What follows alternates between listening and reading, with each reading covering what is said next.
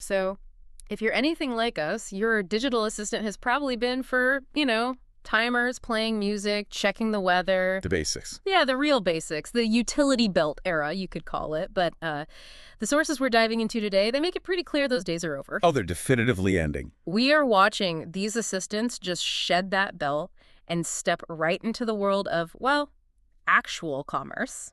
High-value stuff. Service booking, life management, really. So our mission here is to take a deep dive into this massive expansion of Amazon's AI assistant, Alexa plus Cheer. We're looking at sources detailing its new capabilities and what this really fundamental shift means for how you interact with online services. It's no longer about just asking a simple question. It's about completing a whole transaction, sometimes an expensive one. And this isn't some gradual evolution. The source material, it really highlights a critical inflection point. Amazon announced 4 major new partners for Alexa plus Track. Right. They're set to roll out starting in 2026. We're talking Angie, Expedia, Square, and Yelp. Big names. Huge. And our job is to go beyond the press release. We need to understand not just what these services do, but how they reposition the AI assistant as a new kind of app platform. An app platform, okay. Yeah, turning a simple conversation into, well, a powerful commercial ecosystem. This isn't just a new feature. It's a battle for who controls the digital interface of your daily life. Okay, let's really unpack this. Let's get specific, because that list of partners, it shows a huge leap in complexity. It really does. So if I'm a user in 2026, what concrete, maybe even high-stakes services can the AI actually do for me with these new integrations? Well, they open the door to what we'd call high-value, high-friction tasks, things that are kind of a pain to do right now. So these additions, they let customers handle everything from, say, complex hotel bookings to getting quotes for home services, even scheduling salon appointments. So it's about taking the mental load out of planning and logistics. Exactly. Let's start with maybe the biggest one, Expedia. The integration lets you compare, book, and manage your hotel reservations. But the crucial part here is the AI. You can actually negotiate and refine the booking just using natural language. It's not a form you fill out with your voice. So it's not just a voice-activated search like find hotels in Chicago. No, not at all. It's a real back and forth. The sources give a fantastic example. The assistant can handle a query like, can you find me pet-friendly hotels with free parking for this weekend in downtown Chicago that cost under $200? Wow, okay. That's a lot of filters. 5 or 6 filters at once. It has to understand context, check availability, filter by price, all in one conversation. That complexity, that's where you start to see the friction really go down. That really raises the average transaction value, doesn't it? Yeah. And the risk, too. Yeah. Then you've got Angie, Square, and Yelp.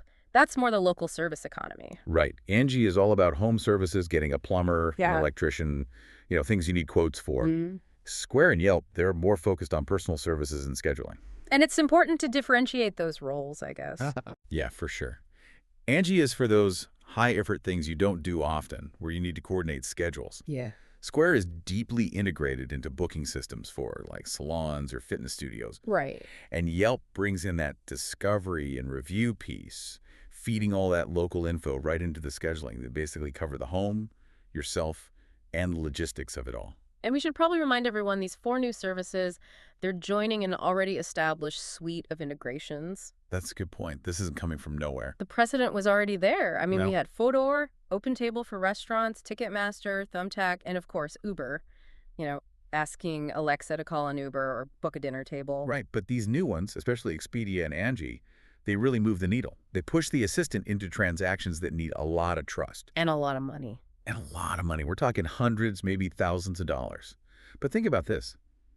If Amazon is controlling all these new transaction flows, from the first thought to the final payment. Then they're gathering an incredible amount of intent data. Exactly. It makes Alexa plus less of an assistant and more of a deeply informed kind of proprietary digital broker for your life. That's a critical point. And it pushes us into the bigger picture here. This is where it gets really interesting because we're moving from just features to market strategy. This expansion, it mirrors a really clear trend. The source material even links it directly to how ChatGPT is integrating apps into its own chatbot. Yep, it's the same playbook. It signals that controlling the conversational interface, that's the main goal for everyone in the industry now. The core aim is simple, but the implication is pretty profound. Amazon is trying to eliminate what you might call the disintermediation gap. Meaning? They want to eliminate the need for you to open the Angie app or the Expedia app or even do a Google search. By making it easier to access everything through one conversation, they control the conversational funnel. The conversational funnel, I like that. Yep. So if I talk to Alexa first, I'm completely bypassing the mobile app store. Amazon gets to curate the options before I even see them. Absolutely. That changes the fundamental economics of how these services get distributed. Whoever owns the interface owns the channel. Right. And what's fascinating is this little insight Amazon offered about early user behavior. They said they saw strong engagement from early adopters, specifically with home and personal service providers. So things like Thumbtack and Vagaro. Exactly. Okay, that's a key piece of data. Why is that specific point-high engagement with booking a plumber or a haircut? Why is that so revealing? Because it tells us exactly where users are finding immediate measurable value. These are, high friction, low frequency tasks. Things you don't do every day. Right. You don't book a plumber every day, but when you do, it's a headache. Juggling quotes, schedules. If the AI can handle that logistical back and forth, users see the benefit right away. So it's less about things you do daily and more about solving those occasional big headaches. That seems to be the initial hook. And the implication here is enormous. This AI as platform model is being tested across the industry. And if it works, it's a direct challenge to the dominance of traditional app stores. That makes perfect sense from a business standpoint. But, okay, here's the skeptical question, and the sources really hammer this home. The tech is advancing, for sure, but will people actually take to this idea at scale? And that is the billion-dollar question. User behavior is sticky, right? We've seen so many platform shifts just fail to launch. The primary hurdle is psychological, not technological. It's the behavior change challenge. Okay. Most of us are just so used to engaging with services through the web or mobile apps. That habit, that muscle memory of tapping an icon is incredibly hard to break. And for high-value services like travel, you need reliability. If the AI mishears a date while booking a flight, the cost of that error is huge. It leads to frustration and a complete loss of trust. And you'll never use it again for that. Exactly. It just feels riskier than using a visual, click-based app where you can see everything. Which is why the sources lay out this golden rule of adoption very clearly. Using apps through an AI has to be, and this is the key phrase, as easy, if not easier, than the way we do it now. If it's even a little bit harder, I'm just going to grab my phone. You'll revert immediately. The cognitive load will send you right back to what you know. You won't tolerate having to restart a transaction because the AI didn't confirm your room was non-smoking. Right. And this leads to two major requirements for success that you really need to internalize. The first is about utility. The AI provider has to at least match the breadth of online services provided by a traditional app store. And matching the breadth of an app store that's an astronomical hurdle. Not massive. I mean, if I ask my assistant for a very specific local dog walking service and it only gives me 3 national chains because those are its partners. You're immediately frustrated. Yeah, I'm going right back to my phone where I know I have 10 options and reviews. The utility has to feel universal, not curated. The platform needs that ubiquity. And the second requirement, it deals with this fundamental tension between convenience and, well, monetization. The sources call it the ad trap. The ad trap. Providers have to get very good at suggesting apps to use at the right time. Yeah. But they have to do it without seeming overly pushy. And that's where the whole system could just collapse, isn't it? If every helpful suggestion, like, I see you need a plumber, would you like to use Angie, our preferred partner? If that feels like an ad. The trust is gone. Yeah. The objectivity of the assistant just evaporates. And once that trust erodes, the entire conversational experience, the one thing that makes this model unique, it just falls apart. You stop trusting the advice. You see the AI not as an assistant, but as a very sophisticated salesperson. Right. And that is the tightrope Amazon and its competitors have to walk. Yeah. Blend a huge selection with suggestions that feel genuinely helpful, not intrusive. So at the end of the day, what does this all mean for us? For you? This deep dive, it shows that Alexa Plus and its competitors are trying to become the new central interface for almost all of your daily commerce. They want to handle everything from scheduling home maintenance to booking your vacation, all through conversation. It feels like the next, maybe the final frontier of platform control. And the source material makes the trade-off crystal clear. Convenience has to definitively outweigh familiarity. The future of these platforms depends entirely on how well they can blend that vast selection of services we talked about. Without making you feel like you're constantly being sold something. Exactly. It's the subtle but profound difference between being helpful and just being an ad engine. That's what will decide who wins this interface war. That distinction is everything, and it leaves us with a final thought. If the success of these platforms really does rely on matching the breadth of a traditional app store, think about all the niche, hyper-specialized apps you use every day. The long tail. This specific transit app for your city, that budgeting tool you love, the local farmers market app. Which of those very specific services would you trust a conversational AI to handle first? And which will you still insist on using a dedicated mobile app for, where you have that visual interface and that feeling of total control? Something to mull over as the digital assistants start trying to manage your entire life.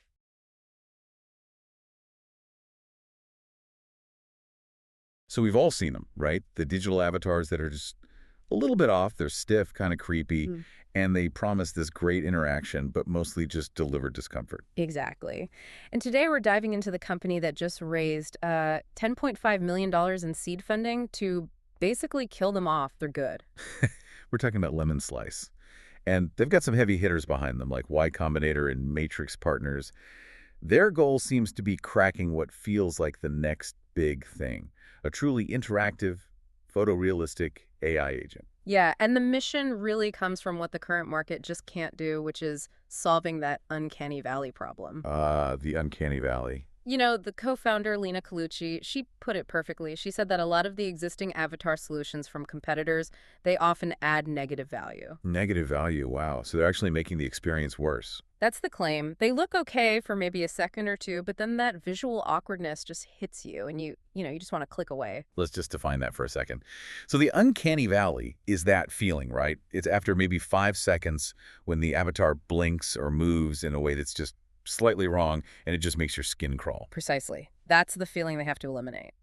And so our mission here is to figure out why these big VCs are betting that this specific team, with their technical approach, can win where giants like DID and Hagen have sort of stalled out. Okay, so if the old avatars are actively hurting engagement, Lemon Slice has to be doing something fundamentally different. So what is it? What's the secret sauce they're betting millions on? It's all about a model called Lemon Slice 2. It's a 20 billion parameter diffusion model. Okay, diffusion model.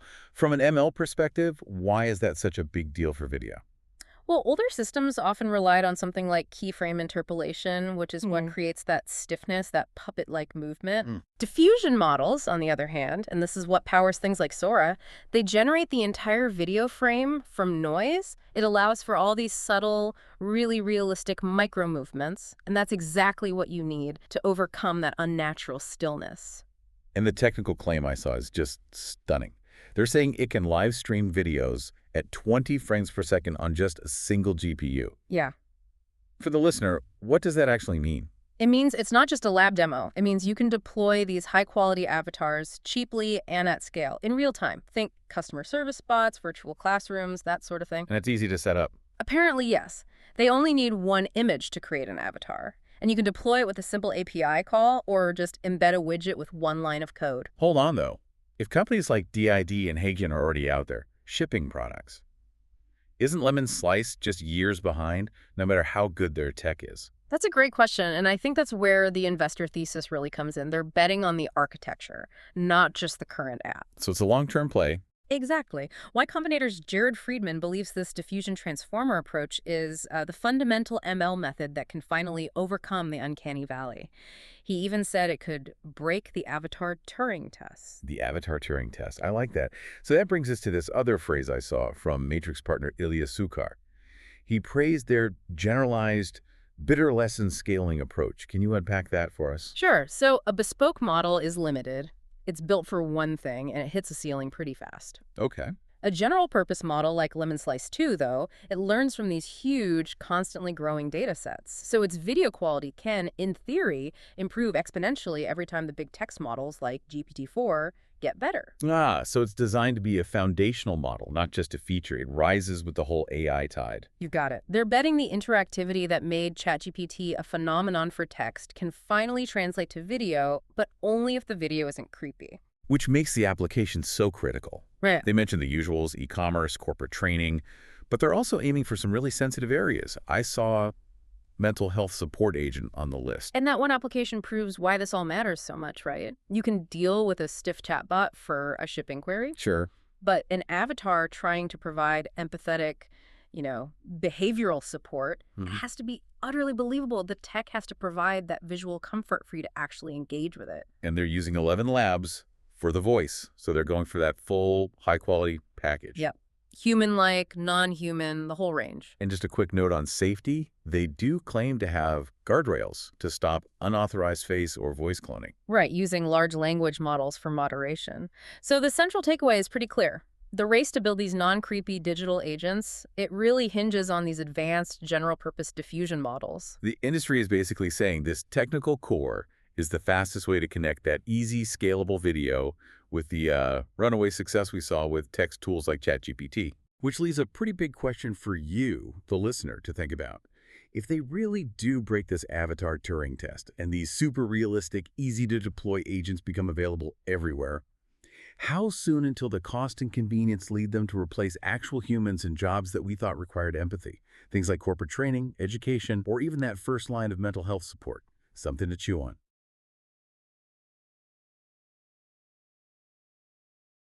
Welcome back to the Deep Dive. Today, we're digging into something pretty fundamental. We're looking at what happens when LLMs stop being, just chatbots. Right. And start becoming these complex agents. Exactly. Systems that can actually reason, use tools, remember things. Which, of course, creates a whole new world of security threats you have to think about. A much more sophisticated landscape. And that's our mission today. We're going to unpack the sources on a new model called AprielGuard. From ServiceNow AI, an 8 billion parameter model. That's the one. And it's designed for this new reality because, the old tools, the traditional classifiers, they're just not cutting it anymore. They can't handle the complexity. No. So they see one little message, but the real vulnerabilities are in these long conversations, the context, the model's own reasoning steps. All of that can be exploited now. So a unified model sounds like the right approach, but doesn't that usually mean you sacrifice performance in, specific areas? That's the classic trade-off, but they really tried to tackle that head-on. It's actually pretty impressive. It hits two huge areas. Okay. So first, you've got 16 different categories of safety risks. 16. That's a lot. It is. And it goes way beyond just toxicity.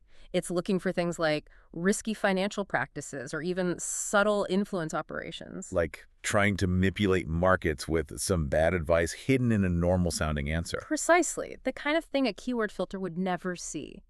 And then on the flip side, you have the direct attacks, the jailbreaks, and prompt injections. Exactly. The full suite. Prompt injection, memory poisoning, even attacks on the model's logic itself, what they call chain of thought corruption. Attacking the reasoning process, that's deep. So to do all that, you'd need a lot of flexibility in how you deploy it. And that's where the dual mode operation comes in. You have reasoning mode, which gives you these nice structured explanations, great for audits. But slow. But slow, yes. So for production, you have fast mode. It's just the classification, no explanation, but it's built for that low latency pipeline. And you need that speed because of what it's analyzing. You do. And this, I think, is its most unique feature. It's designed to handle full agentic workflows. So not just the user's prompt. Not at all. It looks at everything. The tool calls the agent makes, its memory, the system prompts, and all those intermediate reasoning steps we talked about. It analyzes the entire chain of events. So how did they manage to make it robust enough for that? The training data must have been immense. It was. The sources show they relied heavily on synthetically generated data. They used powerful models like Mixtral 8x7b to basically create super sophisticated attacks to train on. So they're using advanced AI to build the training data to defend against advanced AI attacks. It's the only way to keep up. And they also focus intensely on long context robustness. They tested it all the way up to 32,000 tokens. 32,000. Yeah. Think about it. That's like hiding one malicious sentence in a 50-page report, and the model has to find it. That's the world we're in. And is that just in English? Right. They did multilingual evaluation across 8 other languages. French, German, Japanese. I mean, this is a global problem. It really feels like this is a necessary step, moving away from these patchy, multi-stage safety filters to one scalable foundation. It is a big step, but, Yeah. the sources were also clear about the limitations. It's not a silver bullet. Okay, what are the main ones? Well, first, it could still be vulnerable to completely new or just really weird attack strategies nobody's seen before. The unknown unknowns. Exactly. Second, you have that fundamental latency interpretability trade-off. Do you want fast or do you want to know why? You can't always have both. And what about really specific fields? That's the third point. It might underperform in super specialized domains like, say, complex legal analysis or niche medical diagnostics, where the context is just incredibly nuanced. That speed versus understanding trade-off really gets at the core challenge here. But it seems AprielGuard is a huge move forward as we see LLMs become these deeply integrated systems. It is. And it leaves a really interesting question for you, the listener, to think about. Given these performance trade-offs we see between the fast mode and the reasoning mode, how important is interpretability, really? When you have to balance it against the speed you need for a live product. Right. When every millisecond counts, how much are you willing to pay for that? Why? And what does the whole ecosystem lose when we start sacrificing that deeper understanding for just pure raw velocity?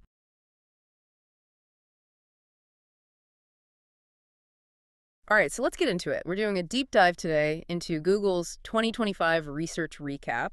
And I think the mission here is to really show you why this was the year AI stopped being just a sophisticated tool. And became a fundamental utility. Exactly. The whole theme across the sources is that 2025 was all about AI agents, reasoning, and major scientific breakthroughs. It's like it learned to actually think and act alongside us, not just as a search bar, but as a co-pilot. Yeah, and for me, the most compelling evidence of that leap wasn't just raw speed, it was the quality of thought. You mean with the new frontier models, Gemini 3? Exactly. The Pro version, yeah, it topped the El Marino leaderboard, but that's almost expected. The real story is the jump in its intellectual capability. Okay, so how do we measure that? The benchmarks must have changed. They really did. They're using these brutally hard tests now, like something called Humanity's Last Exam. Wow, what a name. Right. It tests complex critical thinking across different fields. And then there's GPQA Diamond. This isn't about memorizing facts anymore. It's about genuine abstract comprehension. So we've got the raw intellect with the Pro model. But that doesn't scream utility on its own. Intelligence needs to be fast and affordable to be useful for everyone. And that's the whole point of Gemini 3 Flash. They somehow managed to package that pro-level reasoning into a model that's low latency, super efficient, and cheap to run. So better and cheaper. Get this. The sources show that Flash actually surpassed the quality of the last generation's biggest model, Gemini 2.5 Pro, at a fraction of the cost. That's what makes it a utility. Okay, that makes sense. But reasoning scores, they can be tricky. We've seen models do well on academic tests before. Is there proof this actually translates into, real-world novel thinking? Absolutely. This is where the Deep Think system comes in. It's integrated into Gemini, and it essentially proved itself as this collaborative genius. How so? It achieved gold medal standard results in two incredibly difficult international contests. We're talking the International Mathematical Olympiad and the Collegiate Programming Contest World Finals. Wait, gold medal status in competitions that require coming up with completely new solutions to problems? Precisely. This means the AI isn't just a search engine anymore. It's a partner that can tackle genuinely novel, abstract challenges. Okay, that's the software side. But you need a serious engine to power all that thinking. What's the hardware situation? The infrastructure side had some huge breakthroughs, too. They rolled out Ironwood. It's a new TPU built just for inference. So not for training the models, but for running them. Instantly and cheaply. Exactly. And the wildest part is that Ironwood was itself designed using an AI method called AlphaChip. So AI is now designing the hardware that will run the next generation of AI. It's a self-improving loop. And it wasn't just silicon. They were also pushing quantum computing forward with something called the quantum echoes algorithm. And didn't they get a Nobel Prize in this area? They did. Googler Michel Devoret and his collaborators won the 2025 Physics Nobel for foundational quantum research. It shows the whole stack, from pure science to applied tech, is accelerating. This all leads to this idea of agency. The AI is doing complex tasks, not just offering suggestions. Right. Look at Google Anti-Gravity. It's moving beyond just helping you code. It's an agentic system that can take a task, write the code, debug it, and deploy it, all on its own. And this agency is now moving into the physical world. With the Gemini Robotics 1.5. And this isn't just about a robot arm in a factory. It's about bringing cognitive AI agents into our messy real-world spaces. And at a global scale, it's being used to tackle some massive challenges like flood forecasting. That's utility on a planetary level. They're using the WeatherNext 2 model, which is 8 times faster. And that speed is critical. It's everything. A faster model means warnings go out with hours of lead time, not minutes. That lead time allows over 2 billion people in 150 countries to actually get to safety. So if we pull this all together, AI has gone from just being helpful to winning gold medals in math, empowering these massive life-saving flood predictions. The speed of progress is just incredible. It really is. And that velocity is why there's such a necessary and parallel focus on safety.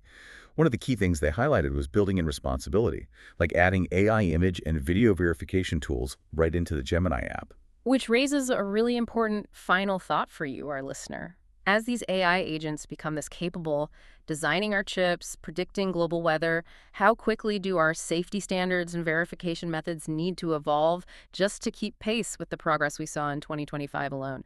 Something to really think about as we head into next year.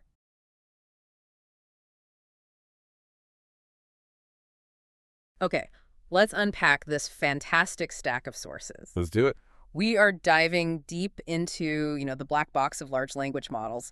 But today, we're skipping the surface entirely. Today's mission is to really analyze the internal mechanisms of the transformer architecture itself. And critically, how to optimize them. Exactly, with this new technique called bottom-up policy optimization, or BBPO. Yeah, and that's the key shift, right? We've usually treated an LLM as just one single thing, a monolithic policy. One big brain. One big brain. But these sources, they let us look inside and see how the decision-making, the actual policy, sort of evolves layer by layer. And this is where we crack the black box open. The big discovery is that the overall LLM policy secretly contains these internal layer policies. And internal modular policies, too. Right, for things like self-attention and the FFNs. So let me get this straight. These are calculated by combining the internal hidden states, the model's running notes, with the unembedding matrix. You got it. Which is basically the model's final translator that maps its internal numbers back into actual words. Exactly. By using that final translator at every single step, we can see what prediction each layer would make if it had to decide right then. Ah, okay. And analyzing that revealed this universal internal reasoning structure across all the models they looked at. Measured by internal policy entropy. Right. And you can think of high entropy as the model just throwing out 20 different possible answers. It's exploring. Casting a wide net. Precisely. Early layers have this high entropy, but the top layers consistently converge to near zero. They get very confident for the final prediction. That makes sense. But the way they converge is the architectural aha moment. This is what you, the listener, really need to hear. The llama models, for instance, they show this really sudden convergence. It's like a cliff. Yeah, their decision space just collapses, but only in the last few layers, maybe the final 3. It's like a student cramming for an exam the night before. That's a great analogy. And in sharp contrast, you have the Quen series, especially Quen 3. Which is different. Totally different. It shows what we might call a more human-like progressive pattern. Its FFN layers follow this really clear 3-stage exploration, integration, convergence progression. So it's more methodical. Much more.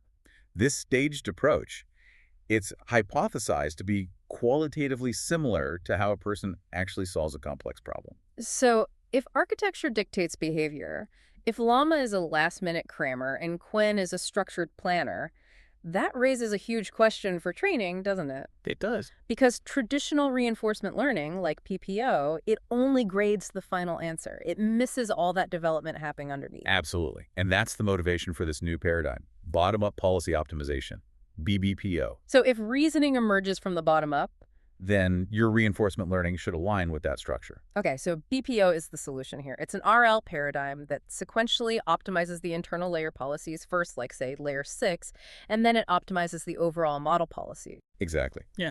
The mechanism is really elegant. BPO isn't just grading the final exam. It's tutoring the student throughout the entire semester. I like that. By optimizing those lower layers first, you're forcing them to capture high-level reasoning information preemptively. This feature refinement just establishes a much more robust foundation for everything that happens later. And the results seem to back this up. They do. BuPO consistently gets superior average performance compared to, say, GRPO or PPO on these really tough reasoning benchmarks like math and AIM. Qwen 3.4b saw some really significant gains on AIME 24 and 25. But this whole process is a tightrope walk, isn't it? It's not that simple. It is a very delicate balance. The sources are clear on this. There's a critical caveat. The optimization have to be moderate. And if you push it too far? If you push it too far, you get a complete performance collapse. The mismatch between the different policies just becomes too severe. So it's all about careful calibration. It is. It confirms that layer-aware optimization is highly effective, but you have to be smart about it. Which brings us to a fascinating final thought, building on that Llama and Qwen contrast. Okay. If a model's foundational architecture really dictates its intrinsic reasoning pattern like that progressive EIC structure we see in Qwen 3, then how much does the base model's initial design predetermine the ultimate effectiveness of any post-training you try to do? Wow, yeah. Is the race kind of won before the optimization even begins? Something for you to mull over until our next deep dive?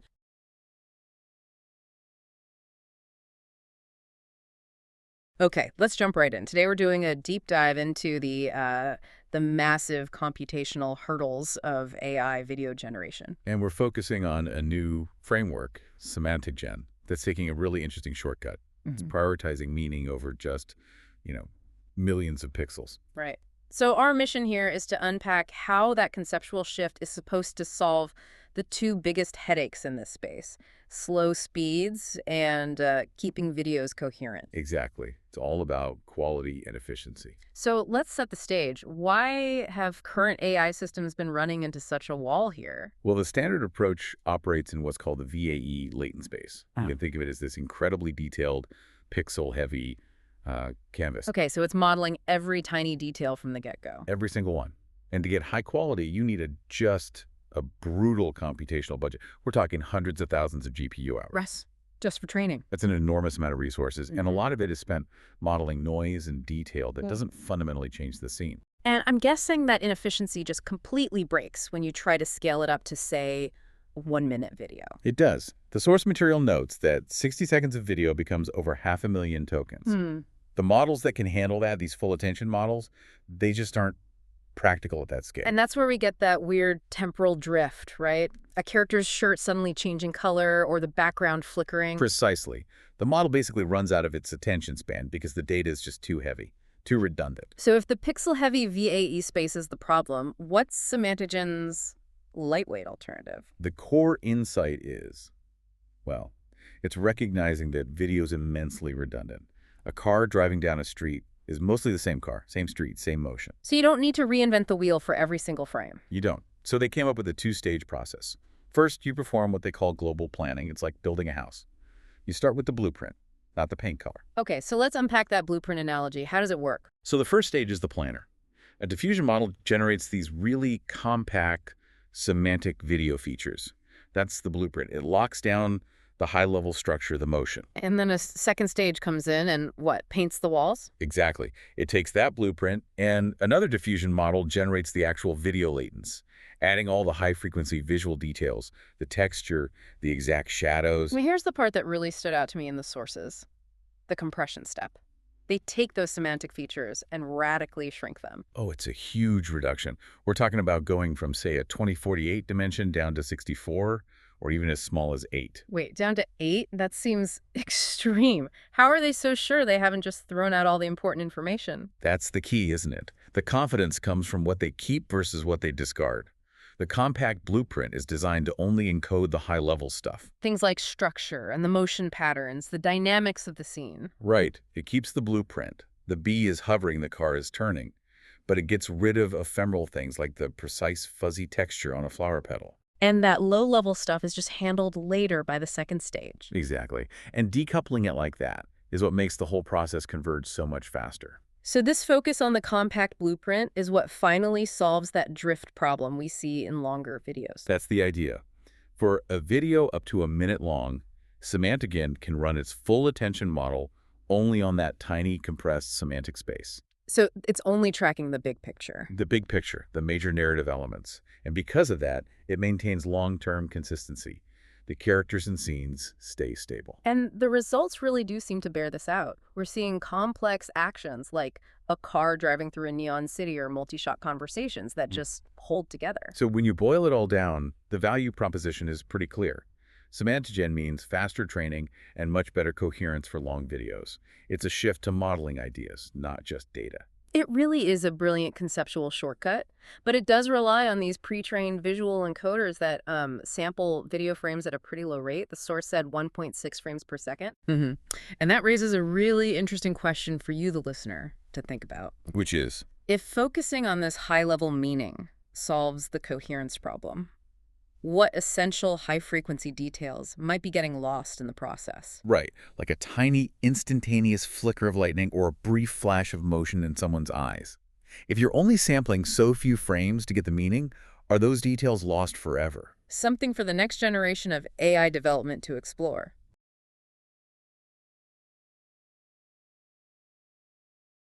Okay, let's unpack this. For a while now, we've been using this sort of fragmented patchwork of tests to measure how AI sees the world. Right, how it interacts with physical space. Exactly. So our deep dive today is into something called SpatialTree. It's a new framework from researchers at ByteDance Seed and Zhejiang University. And it really fundamentally changes how we measure what they call spatial intelligence, or SI. Specifically for MLLMs, that's the AIs that handle both images and text. And the goal here is, well, it's pretty critical. It's to move past all those simple, isolated benchmarks. Towards something more unified. A rigorous hierarchy, yeah. And it's inspired by human cognitive science, specifically Piaget's ideas about how we as kids learn to understand space. So it's structured. A clean four-level hierarchy. It progresses from just basic sensing all the way up to planning and acting in the world. Let's walk through those levels then, L1 to L4, because they really build on each other. So L1, that's the foundation. That's the bedrock, yeah. Pure perception. This is the raw, almost instinctive stuff. It covers basic geometry, so the model just recognizing size, distance, shape, and also orientation. Orientation. You mean like sensing gravity? Exactly. Or just knowing if an object is upside down, purely from the raw physical input. No language yet. Okay, so L1 is basically just physics. Then we move up to L2, mental mapping. This is where language starts to come in. This is the bridge. It's where the AI starts to link that raw geometry to actual meaning. Contextualizing it. Yes, translating perception into semantics. So under L2, you get understanding things like spatial captioning, and this is key, affordance. Affordance, that's not just knowing what a wrench is. It's knowing that a wrench can be used for tightening a bolt. What an object affords you. L2 also includes building a memory, like a cognitive map of an area. Got it. And L3 is where the heavy lifting starts, mental simulation. This is the internal planning phase. That's all happening inside the model. So things like Causal reasoning, predicting where a ball will go, or solving a geometry puzzle. And also sequential planning, figuring out a step-by-step strategy. And all that leads to the payoff, which is L4, agentic competence. This is the culmination. The MLLM has to translate that internal plan into actual physical action. And they test this in real-world scenarios. Oh, yeah. It demands goal execution. We're talking about manipulating objects with robotic grippers or navigating through a 3D simulation. Okay, so once they mapped all that out, the really interesting analysis began. Right. They confirmed what you might expect, that the high-level skills, L3 and L4, are really interdependent. But the most counterintuitive finding was actually down in L1. The foundation. What did they find? Well, the L1 skills, geometry, motion, they're largely independent of each other. Yeah. But here's the weird part. When they fine-tune the model on just one L1 skill, let's say distance perception, Okay. it could actually cause what they call negative transfer. It might make the model slightly worse at another L1 skill, like motion perception. So improving one thing hurts another. Just a little bit. It's like you're training one specific muscle so intensely that the fine coordination in a nearby muscle suffers. But, and this is the big but, that tiny setback came with this huge payoff. A cross-level transfer. A powerful cross-level transfer all the way to the top. This is the mic drop moment, isn't it? It really is. They saw that just by improving that basic L1 distance awareness, it dramatically boosted performance on complex L4 tasks. How much of a boost are we talking about? In one experiment, enhancing distance ability led to a plus 27.1% gain in robotic arm manipulation. Wow. It proves that foundational perception isn't just nice to have, it is a non-negotiable prerequisite for high-level action. And that gets to this really crucial tension they found, right? The trade-off between thinking and perceiving. Exactly. The team tried encouraging the models to think more, to use that verbose chain of thought reasoning. But all that deliberation, that overthinking, it was actually bad for the fast, intuitive L1 tasks. It was. The AI was too busy, calculating its next 10 moves to give an accurate, immediate answer on something simple, like a numerical estimation. Its precision went down. They were confusing the two systems. Like confusing System 1 and System 2 thinking in humans. The intuitive fast system of L1 versus the deliberate slow system of L3 and L4. So what was the solution? They called it the auto-think strategy. They built a reward system that's aware of the hierarchy. It basically tells the AI, look, if it's a simple perception task, stop thinking so hard. Just perceive. If it's a complex plan. Then you can fire up the big reasoning engine. Right. It balances that intuitive speed with deep analysis. So this research, it really shows that scaling AI isn't about treating all tasks equally. It's hierarchical. It is, and we have to respect that cognitive difference between the speed of perception and the deliberation of reasoning. So, what does this all mean for you? If a truly embodied AI agent needs to sometimes suppress its own internal thought to achieve that instinctive, accurate perception, what happens when that same agent needs to seamlessly switch between deep deliberation and instantaneous reaction without being told which mode to use? That's seamless toggling. That might just be the next great frontier.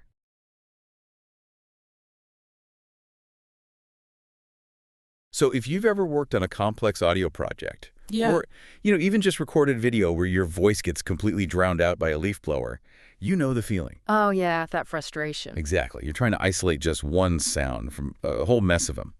Well, that ability, audio source separation, is really fundamental for modern AI.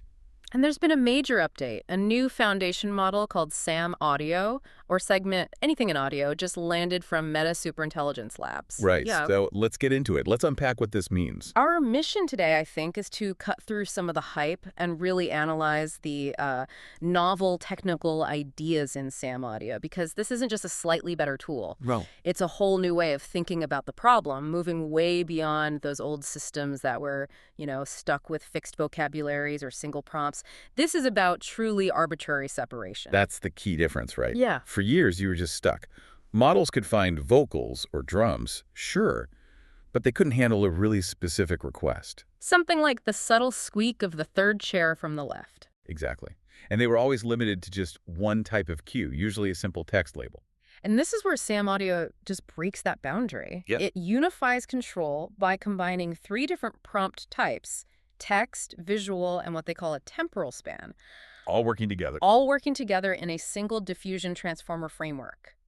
You should think of it as this super flexible engine that can create really high-fidelity audio based on these much more diverse commands. So if you compare that to the older stuff like, say, Demukes, Right, the promptless systems. they were just so rigid. It was a fixed menu, vocals, bass, drums, and if what you wanted wasn't on that list, well, you were out of luck. And even when the text-only models came along, they often just fell apart when the audio got really complex, like in a dense orchestral piece or a noisy street scene. Okay, so let's break down the 3 inputs that give it this sort of universal power. First, as you said, there's the standard text prompting. Yep, just a free-form description. You can ask for wind chime softly ringing or something really specific like the sound of a jackhammer starting up. Then number 2, we have visual prompting. Which is really cool. If you have a video, you can use a mask, say from a tool like SAM2, to highlight an object. Like a dog in the corner of the frame. Exactly.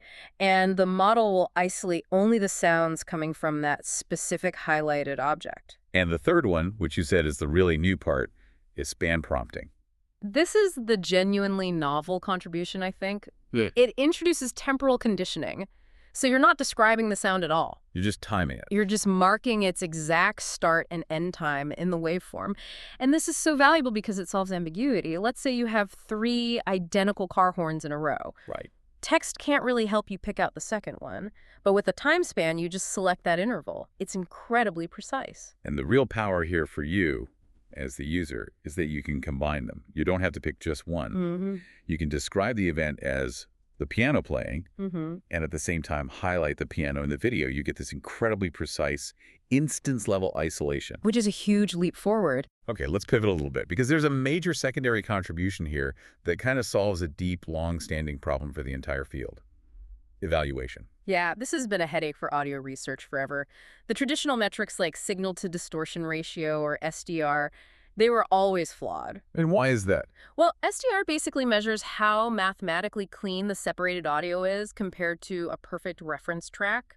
But the problem is, those scores just don't correlate well with what humans actually think sounds good. So a high SDR score could still sound, messy or full of artifacts to a person? Precisely. So to fix this, they created a new metric, an objective one that's aligned with perception, SAM Audio Judge, or SAJ. And the key thing here is that it's reference-free. It doesn't need that original clean file to judge the quality of the separation. And what's really fascinating is how well it aligns with human listeners, with what we call mean opinion scores. The paper showed Pearson correlation coefficients, that's the human alignment score, up to 0.883 for speech separation. Which is extremely high. It's an incredibly strong correlation. It makes SAJ a far, far more reliable way to measure actual listening quality than, well, anything we've had before. And it's not just for lab research, right? There's a practical application. A very practical one. Because SAJ is automatic, you can use it after the fact as a re-ranker. So if SAM Audio spits out, say, 8 different possible separations. SAJ can automatically scan all of them and just pick the one with the highest predicted quality. It acts like this automated quality control check, and it significantly boosts the final output. So the big takeaway here is that SAM Audio is, in a way, a universal tool.